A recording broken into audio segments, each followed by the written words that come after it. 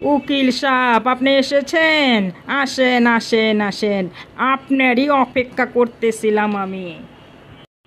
হ্যাঁ, আমি আসলাম আপনি ডেকেছেন বলে। এখন বলেন কেন আমাকে ডেকেছেন? কি করব উকিল সাহেব, বয়স তো হয়েছে, এখন কি না কি হয়ে যায়, এর জন্য আপনাকে আগে ভাগে ডেকে রাখলাম। হ্যাঁ বলুন, কি বলতে চান?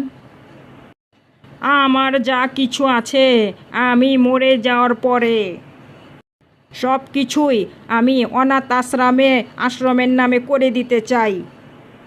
হ্যাঁ, এটা খুব ভালো কথা। তাহলে বলুন, আপনার কি কি আছে? আমার আর কি উকিল সাহেব, আমার 5টা বউ আর 1 ডজন আন্ডা বাচ্চা, মানে 1 ডজন বাচ্চা আছে। ভাবছি আমি মারা গেলে এদেরকে কে দেখবে বলেন উকিল সাহেব, চিন্তা তো হয় আমার। হ্যাঁ, ও মাই গড, আমার মাথাটা ঘুরাচ্ছে।